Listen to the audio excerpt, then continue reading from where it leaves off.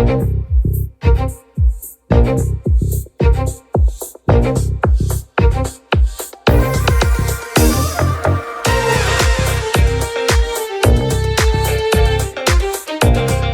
to Super Entrepreneurs Podcast. Today we have with us Fred Joyal. How are you, Fred? I'm awesome. Wide awake and ready to go. Oh, that's awesome. I'm so happy that you made time to come on our show. We always enjoy speaking to you wonderful entrepreneurs. Share your message with the audience. Get them to kind of start taking action as well, or give them some kind of aha moment, right? Always there's something that comes out organically when two people talk. So, it's all about bringing that awareness, and I appreciate you for taking the time to come on this show. So to begin with, if you don't mind kind of taking the lead, the stage, and introduce yourself in your own words. My real first job was in the advertising world and as a copywriter. And then I eventually branched out. I wanted my own advertising business, and I started a company in the 80s based on the phone number 800 dentist. And so over the years, from a very small start, became the largest dentist referral service in the U.S. And with about 250 employees. And ran it for about 25 years. We did $500 million of television advertising over that time. Wow. We generated millions of patients for our clients, and we had a terrific culture in the business. That was really what was paramount for me and my partner. And that's what sustained us as much as anything. And eventually we sold it in decline because Google basically disintermediated the business. Television became irrelevant. A phone number became irrelevant. And people just started searching everything on the web. But it was a tremendous run for us. We made, really good money. We've helped millions of people and thousands of clients. And now I coach business executives and businesses in my industry to help them to not hit the same potholes that I hit, so that they can succeed sooner and put less capital at risk, things like that. Excellent. So this, first of all, congratulations for that feat. Like that's amazing, what you created and what you did at that time. But my question would be is, when you noticed, Google taking the popularity, did you guys consider kind of taking that 1-800 culture online and doing something with it that way in a search? We did. We straddled the telephone and the online world for 5 or 6 years, and the business still exists, but it's all a digital business at this point. There's no television advertising. It's all online promotion, but it's a pale shadow of what it once was. But we had a good run. We were actually buying clicks from Google. We were spending $500,000 a month on Google. And they were telling us, we're eventually going to put you out of business, but we'll take your money in the meantime. And we did other things. We bought a SaaS product. The challenge was we brought in private equity, and I no longer was CEO, and they made a series of really bad decisions, that pretty much rendered the company almost valueless. And it was a very powerful cautionary tale for me to lose control like that and watch them do the train wreck while I was sitting on board. But sometimes that's what happens. You have to, know who you're partnering with, and know that most of the time, those type of engagements where you lose control is very likely to be fraught with destructive challenges to your business model. Just because a lot of times they don't understand the industry, the client, or the culture.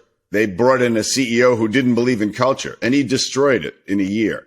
And we bought a fabulous SaaS product that would have been worth $100 million had we handled it right. And he basically lost it in litigation because he was so arrogant. And I couldn't stop it. I was powerless to stop it. So these things can happen. And that's part of what I do is I try to coach people on how things can go wrong and what to watch out for. And, we were self-funded for the first, 20 something years. And so, when we bought the SaaS product, we brought in outside money, and my partner wanted to be bought out. So that's what we used the money for. But it went the wrong way. Hey, sometimes it happens. Yeah, sometimes it happens. When you came up with this concept, right? What was the trigger that made this picture vivid in your mind that you're going to go and do this? Like, what was it? Is there some kind of story behind it? Well, having worked in advertising before I started the business, I said that this phone number at the time was an incredibly valuable asset, because it said our name said what we did and how to contact us, it was an amazing package. And especially since we started on radio in advertising, and in radio advertising, you would have to, if you had a phone number, you'd have to say it over and over and over again for people to remember it. So you'd lose all of this time, this messaging time. And so our number allowed us to basically message for 55 seconds and then just tell them the phone number a couple of times in the course of it. And they would remember it for months instead of minutes. Huge difference. And so I said, this is a valuable advertising asset, marketing asset, rare. There are very few businesses that could do this. And so, and tied that to, I had a really unusual dentist who was a holistic dentist way before, that became even a word. And I thought, how would anybody find this guy? If they were looking for something this specific, how would they find him? And of course you have to be naive enough to think you could pull the whole thing off. So my partner and I were young enough and didn't need to live on much money, and we just believed in ourselves.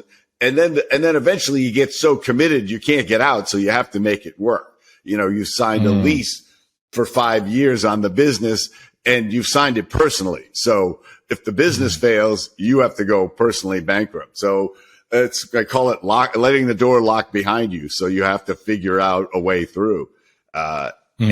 And that's what we did. We just kept slamming away at it for 2 years, just going door to door, signing up dentists, spending more money in ads, and inventing every aspect of the business. There was no template for this business. It wasn't like opening, a Burger King or something like that. That we had to create every element of the business, which was kind of fun, but it's a lot of trial and error, and a lot of error in the trial and error. Yeah. Well, it's a unique idea, right? So it definitely needs a lot of creativity.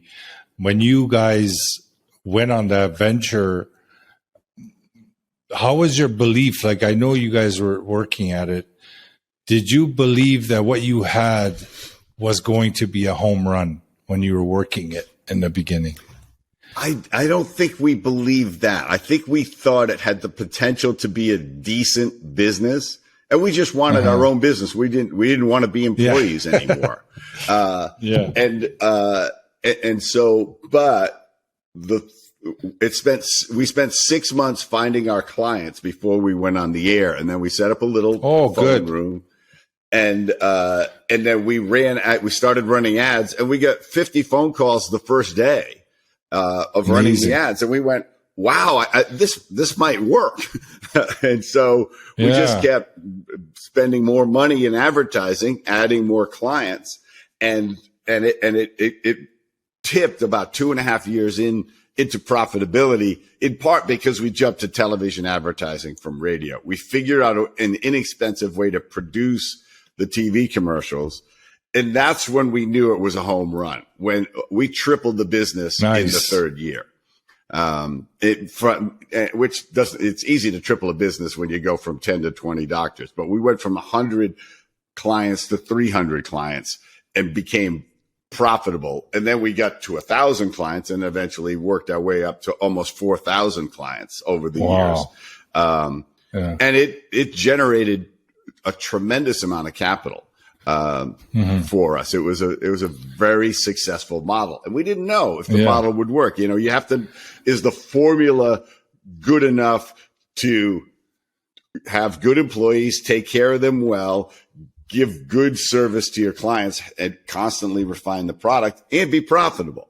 If it doesn't do all of those things, you're eventually going down.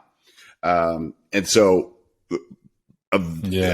by the third year, it was doing all of those things. All of the formula was working, and it worked for a long time. Hey, 25 years with a business model, and 28 really, that's a good run for a business model. You can't even predict a 5-year business model nowadays.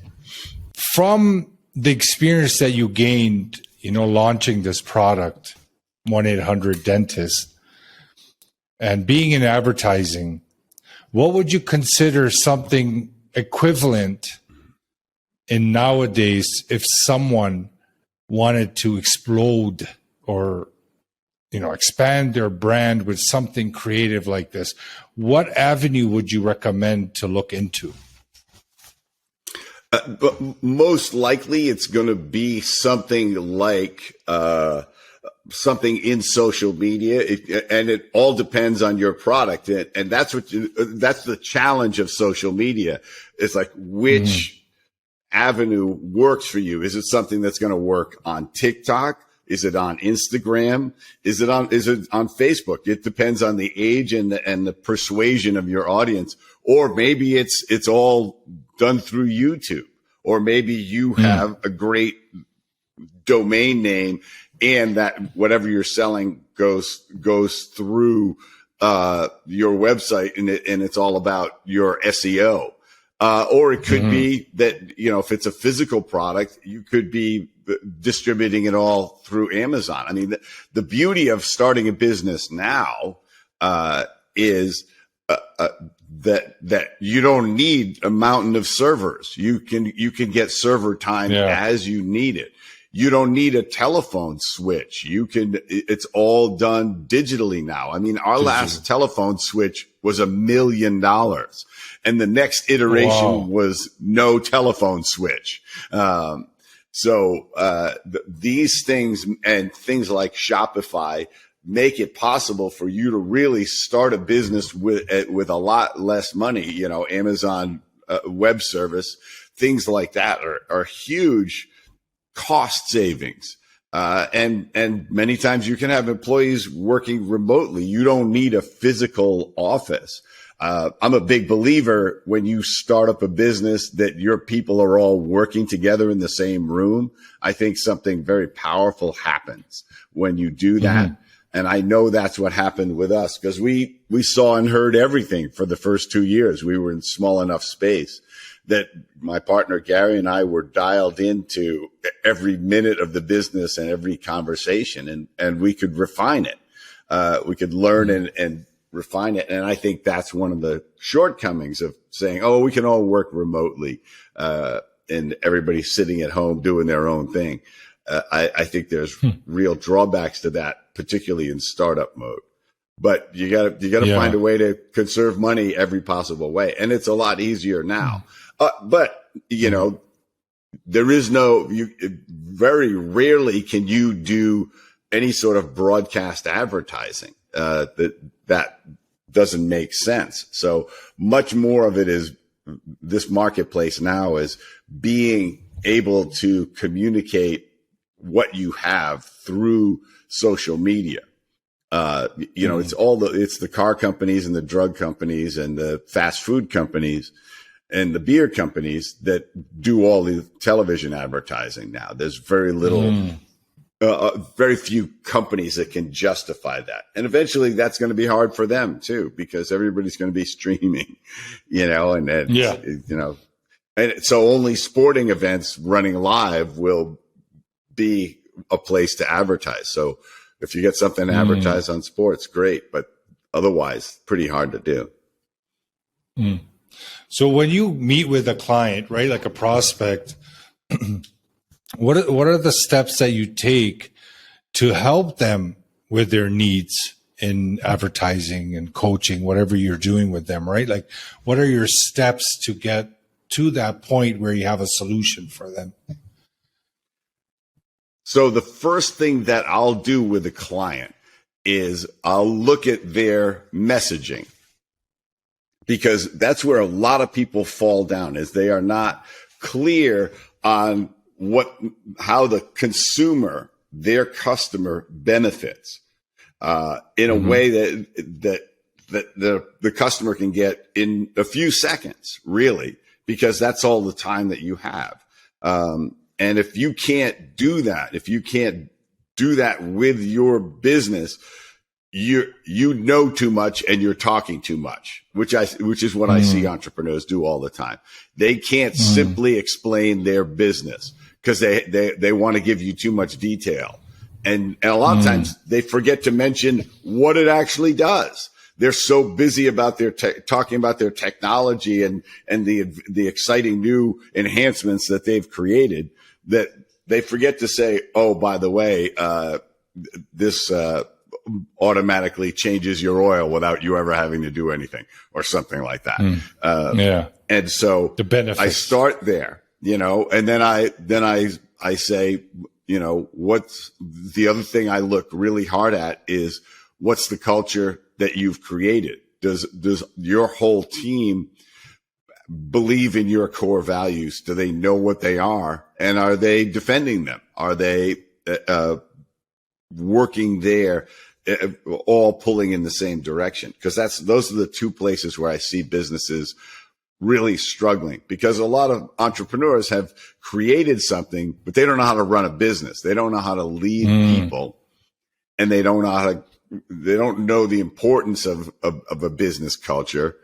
And I'll just give you an example. A friend of mine, just started a business. Now he's worked for years in a business with a powerful culture. And he finally decided to go out on his own. He knew exactly what he wanted to do. He had studied what would serve his customer best, but he created just an incredible work culture. And I just spent the last weekend with his team, so I know the culture that he's created. And he's grown to, he basically buys small businesses and aggregates them. And he's at $100 million of overall revenue in 2 years. Nice. His biggest challenge is hiring people, that fit. He spends 50% of his time recruiting. But because of the culture, it is all hanging together, and they attract great people. It's a hard job market right now, hard to find the best people. So you got to give them good money and a great place to work and a purpose to their day. And he's done that. And that's, I'm actually about to start another marketing business, and I'm very excited about doing that. And I'm looking forward to building a culture again, like we had at 800 Dentists. So from your experience, launching and scaling that company, because you did pretty awesome with it. What is probably your number one experience that is helping your clients with their business today? Well, what I found as a part of my personal development was the superpower of boldness, of being bold when it mattered most. When you just are able to just meet people that, because you never know who is going to be a good potential customer, a good mentor, a good partner, a good alliance, or just somebody who's going to tell you something really valuable. Or you're going to be able to tell somebody else something really valuable. Or you're going to be bold enough to say, I'm willing to make these mistakes. The history of my business and most businesses, and technically the human race, is survivable mistakes. Just learning, keep doing stuff that pushes you, one, into your discomfort zone, and two, is full of information because you're trying stuff. You know, we were always trying new TV commercial approaches because we wanted to see if we could increase the response. And some of them would, and some of them would be terrible failures. But we had to keep trying.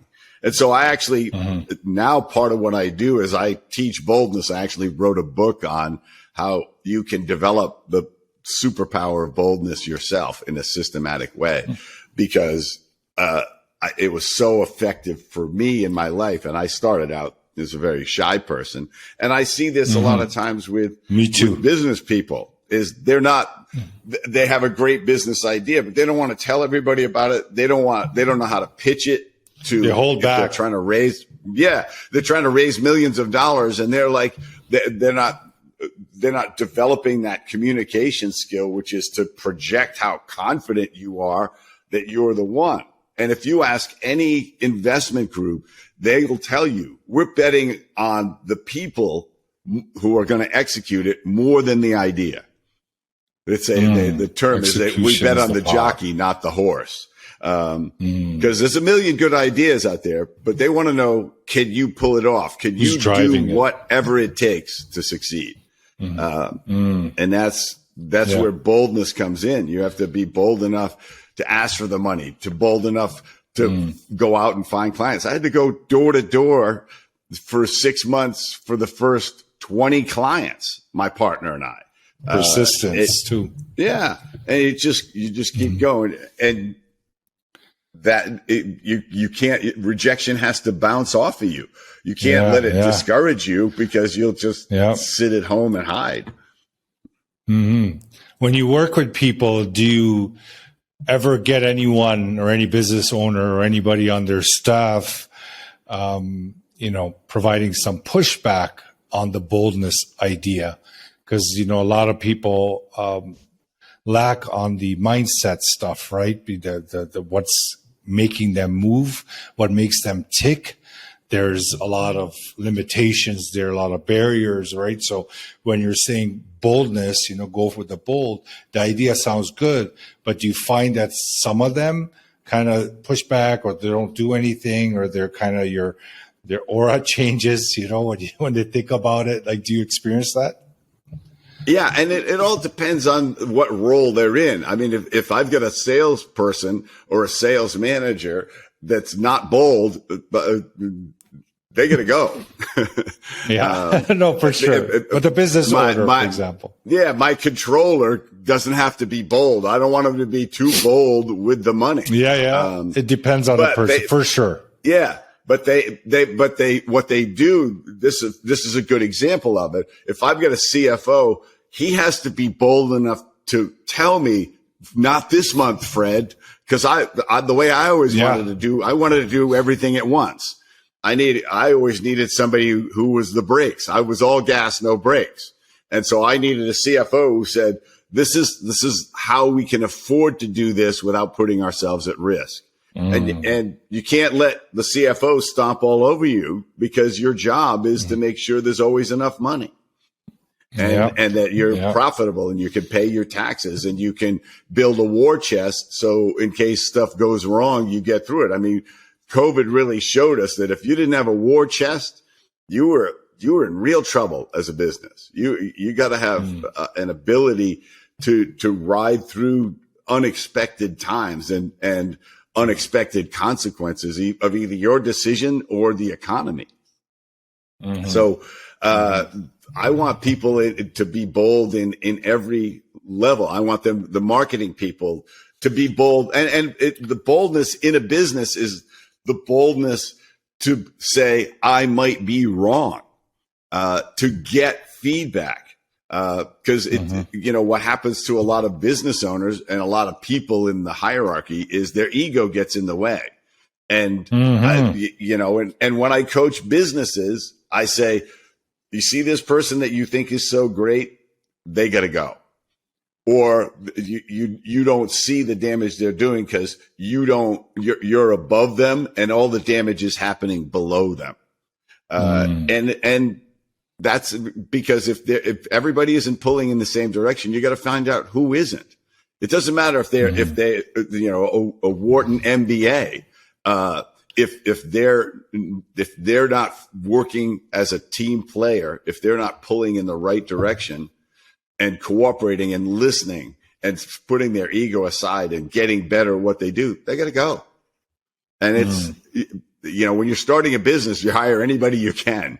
You hire your friends, you hire the waitress you met at a restaurant. You do whatever the heck you can, but eventually, you have to put people in place that are stronger than you, smarter than you, and working at getting better all the time. And it's hard. Because many times we just want a warm body, but many times that warm body is an anchor, not a propeller. Yeah. It all comes down to mindset, right? It all comes down to the foundational programming that the individual has, what operates this machinery. And you notice it, right in the business, you'll see it, you feel it, you talk to them, you can just sense and hear all the limitations that can hold them back. This boldness idea is incredible because that's really the only way to grow. If you're looking to grow in a big way, you got to be bold and you have to be honest with yourself, right? Yeah. And part of what I'm teaching in my book is how do you build your boldness muscle so that in ways that aren't so risky, so that when it does feel challenging, you can be bold enough to act, to speak up, to step up, to try things, to listen, take the feedback, do all of those things, go in and present and raise the money and say, look, and be bold enough to say, I'm going to figure out myself because you want too big a piece of my business. And they'll say, no, we still want a piece of your business, but it's our job to take as much of your business for as little money as possible. Of course. Say, I understand that, but that's not going to work for me. No. Business, I'm going to make you a lot of money, but I'm going to make me even more money.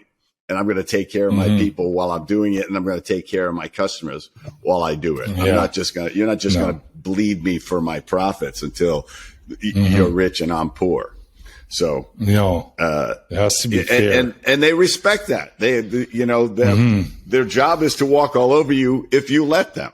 And so just, you have to be bold enough to say, I'll do it on my own. I'll figure it out. I'll find somebody more compatible. Whenever you're like being desperate for money, you can be desperate for money, but you can't let it show.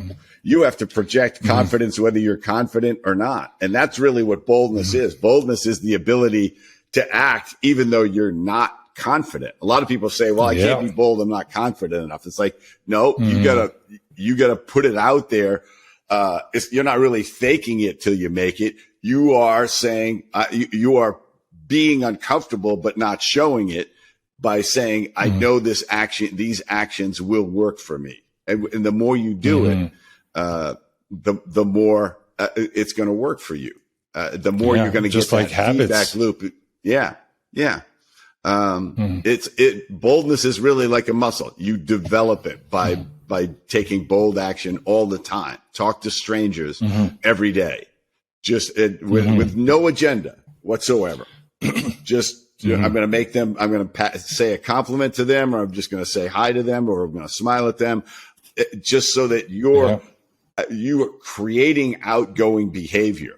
A lot of people say, well, no, I'm too shy for that. I'm an introvert. It's like, no, you behave like an introvert and you behave in a shy way in certain situations. You're not an introvert with your family. You're not an introvert probably with your coworkers or your friends. So you have situational boldness. The idea is to have boldness in every situation, especially when it matters most in your personal life as well as your business life. So, you know, you're not going to meet the mate of your dreams if you're hoping they find you. You have to be bold enough to meet people and see who you're compatible with and who might be the best mate for you. Yeah, like Nike says, just do it. Yeah. Yeah. The confidence will come if you act boldly. That's the myth, is that you have to be confident to be bold. Well, the confidence, you know, it's a deep rooted characteristic. It's the belief, the faith. You know, it's something that you create from within. But you are right when you say that being bold, taking that step. If we don't take the step and wait to be confident, then it might take a lot longer, right? When you take the step, you become confident because of that situation you force yourself to be in, right? Like it's making yourself uncomfortable, and that creates even habits, that creates even opportunities. So well said, Fred. I really enjoyed your outlook and your thinking process. You know, it's unique. There's ideas in there that can definitely help businesses. It depends on each business, obviously, to meet with you and chat with you about this and kind of explain their current situation. You help them to see or paint a picture for them where you could take their business.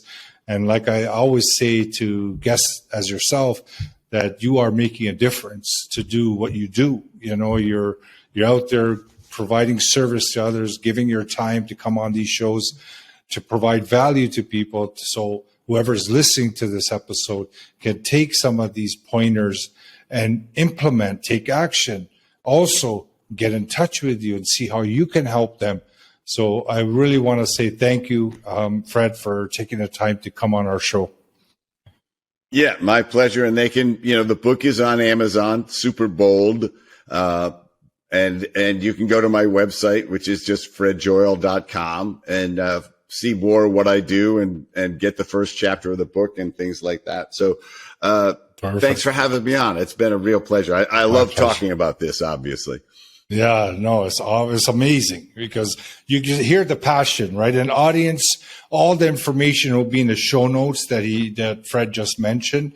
You know, check out his social media, engage with him, check out his posts, check out his articles, whatever he's doing, get in touch with him and see how he can help you grow. Because, you know, without growth, you know, at the end of the day, let's be honest, right? If you're not growing, you're dying. So, let's take some action from this episode. And I love you guys all out there. Continue to visit my website, shahiddarani.com. Also the social media pages. Love your engagement. Love hearing from you guys. And if you have any recommendation for a guest, let me know and we'll put it out there. Again, thank you, audience, for being here. And also thank you, Fred, once again, for giving us your time. Thank you very much. It's a pleasure to be on.